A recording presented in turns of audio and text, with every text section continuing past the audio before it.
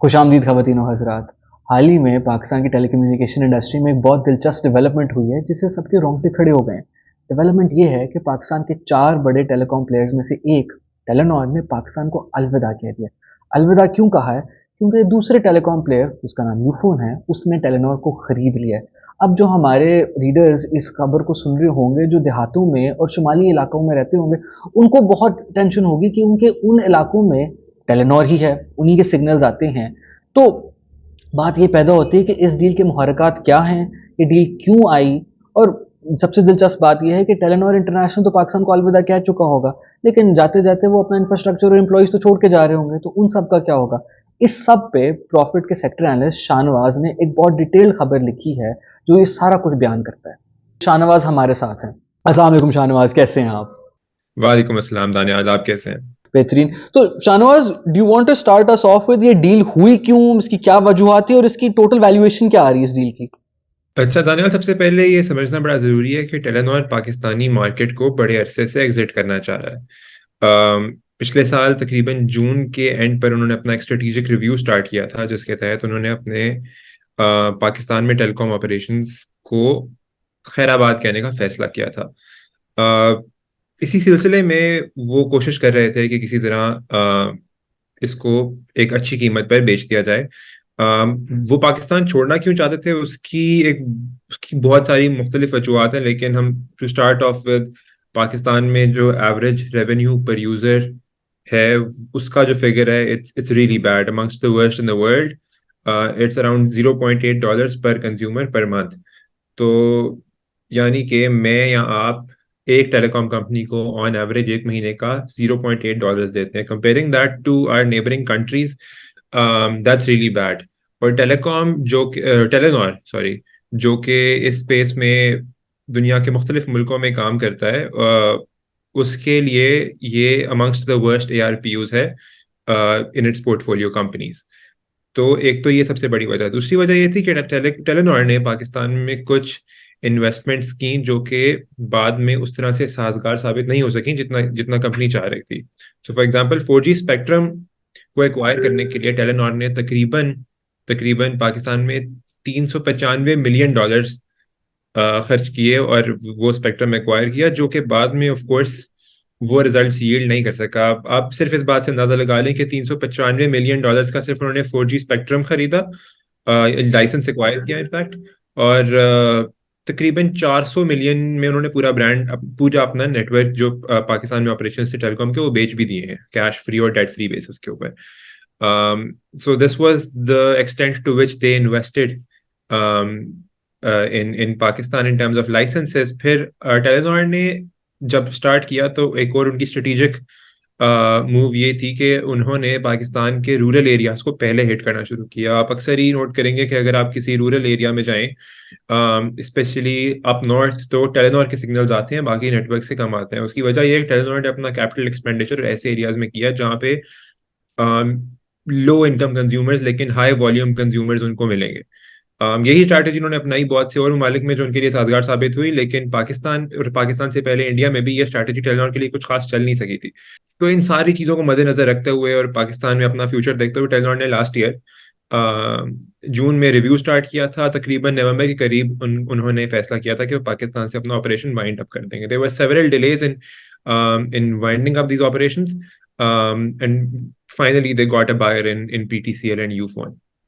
तो शाहनवाज, जैसे आपने बात की कि टेलेनॉर ने रूरल एरियाज में बहुत ज़्यादा इन्वेस्ट किया था और उन्होंने शहरों में नहीं कर सके, तो अब ये जो इंफ्रास्ट्रक्चर है ये सारा का सारा, एक तो मेरा सवाल है कि यूफोन को ही जाएगा या इन्होंने कहीं और किसी और को भी बेचना है, और दूसरा है कि इस इंफ्रास्ट्रक्चर का यूफोन के जाने के पास क्या यूफोन को एक एडवांटेज मिलता है जोंग और जैस के मुकाबले में, कि शहरों में तो उनका इंफ्रास्ट्रक्चर जैसा तैसा भी था, सही भी हो तो वो तो है, लेकिन अब उनको एक ठीक ठाक अच्छा रूरल इंफ्रास्ट्रक्चर भी मिल रहा है, और इससे कुछ सिनर्जीज पैदा होती हैं आपके शहरी और देहातों में इस डील के बाद?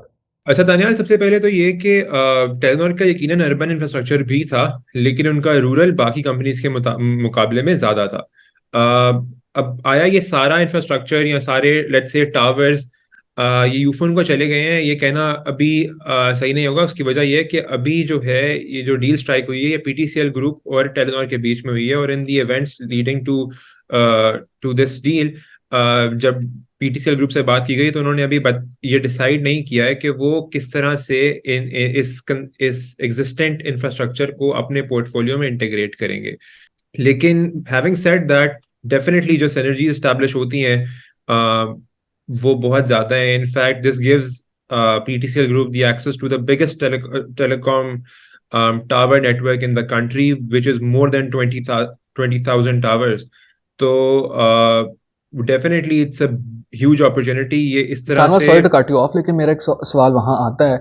आपने कहा है कि अभी तक ये डिसाइड नहीं हुआ ये इंटीग्रेट कैसे होगा, so is there a possibility कि some of these towers might be sold to Zong और जैज? और दूसरा, बिकॉज आपने कह दिया कि they got access to this big infrastructure, और हाँ, टेलीनॉर का अर्बन इंफ्रास्ट्रक्चर तो था ही था, लेकिन लाइक यू सेड कि देहातों में बहुत अच्छा था। तो अगर मैं जैज और जोंग की बोर्ड ऑफ डायरेक्टर में बैठा होता, या मैनेजमेंट टीम में होता, क्या मेरी रातों की नींद हराम हो रही होती ये सुन के? अब कोर्स टेलीनॉर में जिस तरह आप कंप्लीट कर रहा था सेंटेंस के, this gives Ufone the PTCL group the access to 20,000 plus telecom towers, which is much more than the market currently has. Jazz इससे पहले लीड में था, जो कि 20,000 प्लस उनके पास भी नहीं थे।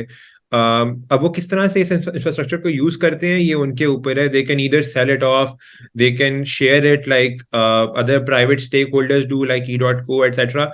हम अभी कुछ कह नहीं सकते वो इनका इस्तेमाल किस तरह करेंगे, लेकिन द सिनर्जीज, जो आपका सवाल था पहला कि सिनर्जीज क्या एस्टैब्लिश होती हैं, वो बहुत पॉजिटिव और ग्राउंड ब्रेकिंग है, इस सेंस में कि यूफोन या फिर पीटीसीएल ग्रुप के पास एकदम से बैठे बिठाए एक एक्सेस आ गया है जो कि पहले जिसका पहले 50% भी उनके पास नहीं था। शाहनवाज, आपकी बात से तो ये तो वाज़े नजर आ रहा है कि यूफोन और पीटीसीएल ग्रुप को तो बहुत फायदा हुआ होगा, लेकिन हम सबको पता है कि इन तरह की डील्स के अंदर आपको बेशतर इदारों का अप्रूवल चाहिए होता है, जैसे कंपटीशन कमीशन ऑफ पाकिस्तान। तो क्या कंपटीशन कमीशन ऑफ पाकिस्तान ऐसी डील को जिससे आपकी पूरी की पूरी टेलीकॉम इंडस्ट्री चेंज हो जाए, उसको अप्रूवल दे देगा? अब सीसीपी क्या करता है ये तो उनका प्रोरोगेटिव है, लेकिन एग्जैक्टली ये सवाल जब पूछा गया पीटीसीएल ग्रुप से तो उनका जवाब कुछ इस तरह था कि पाकिस्तान में इस वक्त जो सबसे बड़ा टेलीकॉम ऑपरेटर है वो है जैज, जिसकी कंज्यूमर बेस जो है, सब्सक्राइबर बेस है, it's in excess of 70 million, यानी कि 7 करोड़ से ज्यादा लोग इस वक्त मोबिलिंक यूज करते हैं इन एनी शेप और फॉर्म। तो टेलीनॉर की existing subscriber base around 45 million है, जबकि यूफोन की अराउंड 25 से 26 मिलियन के करीब है। तो उनका जवाब ये था कि जब ये दोनों कंपनीज के कंज्यूमर्स अगर एक अम्ब्रेला के अंडर आ भी जाते हैं, तब भी जो उनकी सब्सक्राइबर बेस है या उनकी जो कंज्यूमर बेस है वो तकरीबन 70 मिलियन है, which is almost equivalent to the market share that the largest company already has. So the company does not see as to why this should be a problem with the Competition Commission of Pakistan in terms of just the market share. लेकिन ये deal अभी भी it is subject to approvals from the regulators like CCP and other regulators in that operate within Pakistan. अब चलें शाहनवाज, अगर हम assume कर लेते हैं कि सीसीपी अप्रूवल दे देता है और ये डील हो जाती है, टेलीनॉर तो अपना बोरी बिस्तरा लेके जा रहा है, लेकिन जिन लोगों को टेलीनॉर से वास्ता है उनको ये भी पता होगा कि Telenor is not just a SIM company, उनका टेलीनॉर माइक्रो फाइनेंस बैंक भी है और उनका इजी पैसा भी है। At the same time PTCL के पास भी अपना यू माइक्रो फाइनेंस बैंक भी है। तो क्या will the PTCL group run all of that separately? इनको भी मर्जर किया जाएगा और इन सब का क्या होगा? And were they part of the deal as well, और was it just the cellular side that was part of the deal? That is a very good question Daniyal. हमने जब लास्ट वीक ये स्टोरी कवर की थी तो हमने ये specify किया था, और टेलीनॉर ने भी कल एक क्लैरिफिकेशन पोस्ट की है जिसके अंदर उन्होंने ये स्पेसिफाई किया है कि ये जो 108 बिलियन रुपए की डील है जो कि पीटीसीएल ग्रुप के साथ की गई है, इसके अंदर सिर्फ और सिर्फ टेलीनॉर के टेलीकॉम ऑपरेशंस उनको बेचे गए हैं, यानी कि Telenor micro finance bank TMB इस डील का पार्ट नहीं है। टीएमबी की ही आगे जो ब्रांड नेम है उसको हम पाकिस्तान में आमतौर पे इजी पैसा के नाम से जानते हैं। यहाँ पे ये जानना भी जरूरी है कि टेलीनॉर माइक्रो फाइनेंस बैंक सिर्फ टेलीनॉर का नहीं है। टेलीनॉर माइक्रो फाइनेंस में एक बड़ा स्टेक होल्डर, और according to some claims the major stake holder is ANT group, which is owned by Alibaba, जो चाइना का एक ई कॉमर्स जाइंट है। उनके भी स्टेक्स इन्वॉल्व हैं। सो टेलीनॉर ने फैसला ये किया कि वो अब जैसे मैंने आपको शुरू में बताया कि टेलीनॉर के टेलीकॉम ऑपरेशंस पाकिस्तान में मुश्किल थे, जिसमें उनको कुछ मुश्किलात का सामना था, कुछ नुकसान उठाना पड़ रहा था। On the other hand, the banking business in Pakistan in general has been very profitable in the last 1 or 2 or 3 years. और Telenor micro finance bank is a very profitable company, especially after they have acquired the digital banking license from the State Bank of Pakistan. तो Telenor group, जो कि Telenor बीवी based in Norway है, वो अपने shares Telenor micro finance bank के अंदर retain करेगा और उसकी ओनरशिप में कोई चेंज नहीं आएगा। हाँ, अलबत्ता एक चीज जरूर चेंज होगी कि जब टेलेनॉर माइक्रो फाइनेंस बैंक आप एक बैंक को कहते हैं, तो एक डिजिटल बैंक होने के नाते उसको बहुत से बेनिफिट्स मिलते हैं, जैसे कि क्रॉस मार्केटिंग, टेलेनॉर का नाम इस्तेमाल होता है बैंक के अंदर। इजी पैसा को लोग हमेशा से एनोनिमस रखते हैं, टेलेनॉर के साथ लोग समझते हैं कि ये एक ही चीज़ है। कंपनी बहुत से बेनिफिट्स एंजॉय करती है, जैसे कि आपने कभी ट्रांजैक्शन करते हुए यूएसएसडी कोड्स आते हैं आपके पास फोन के ऊपर, तो उसके अंदर सब्सिडाइज्ड रेट मिलते हैं अगर एक ही कंपनी हो जो एक बैंक भी चला रही हो और टेलको भी चला रही हो। और इस तरह के जितने बेनिफिट्स हैं जो कि टेलेनॉर के साथ पार्टनर अप करने से या ओनरशिप सेम होने से मिलते थे टेलेनॉर माइक्रो फाइनेंस बैंक को, अब वो खत्म हो जाएंगे, क्योंकि Ufone group, sorry sorry PTCL group जो है is not obligated to provide all the subsidies या benefits to a company that's not their own. ठीक है। Shahnawaz, one thing that you constantly mention is the word ownership. तो मैं ये पूछना चाह रहा हूं कि अब इस डील के बाद ओनरशिप स्ट्रक्चर क्या बनेगा? क्या एक नई कंपनी, क्या कहते हैं, सामने आएगी या इंटीग्रेट किया जाएगा? क्योंकि मुझे याद है जब वारिद और जैज की डील हुई थी तो बेशतर वारिद के एम्प्लॉइज को उन्होंने जैज के अंदर ही किसी तरह फिट इन कर दिया था। तो क्या ये दोबारा फिर होगा या कंप्लीटली नई कंपनी आने वाली? क्या स्ट्रक्चर आएगा अब इस डील के बाद? अब दानियाल, इसके अंदर हम कयास आराई कर सकते हैं, क्योंकि पीटीसीएल ग्रुप ने इसके ऊपर अपनी पोजीशन वाजे की है कि they are still deciding on it until they get the regulators approvals. लेकिन एक चीज जो हमें समझ आती है, जिस तरह आपने कहा कि जब जायज और वारिद का एक मर्जर हुआ था, उसके बाद स्लोली स्लोली उन्होंने वारिद को मॉर्फ कर दिया था इनटू इनटू जैज, मोबिलिंक ने। और इसी तरह जो ब्रांड स्ट्रैटेजी है वो कुछ शायद सिमिलर ही देखने में आया यूफोन की तरफ से। उसकी एक बहुत बड़ी वजह यह है कि टेलेनॉर ग्रुप का नाम इस्तेमाल करना टेलेनॉर की सिम बेचने के लिए after the deal would not be feasible because Telenor is operating in various other countries of the world. ये ऐसे ही है कि आप एक दुनिया में ऑलरेडी एग्जिस्टिंग कंपनी जो है उसका नाम इस्तेमाल करके एक अपनी सिम बेचें, जबकि वो कंपनी जो है अब वो सिम नहीं बेच रही। तो Ufone will definitely have to change the name. अब वो आया एक नया नाम लेके आते हैं, जिस तरह अब यूफोन के अपने वेरियस ब्रांड्स हैं, यूफोन इटसेल्फ है, देयर इज ओन एक टेलेनॉर के वेरियस ब्रांड्स थे, टेलेनॉर डी जूस होता था, एक Telenor Talkshawk at one point होता था, फिर टेलेनॉर इटसेल्फ जो है खाली टेलेनॉर 4G की सिम होती थी। तो वो जो ब्रांड स्ट्रैटेजी है वो भी हमारे देखने में आएगी। लेकिन अब जो कंज्यूमर्स हैं टेलेनॉर के, वो तो definitely on would be onboarded to the Ufone services.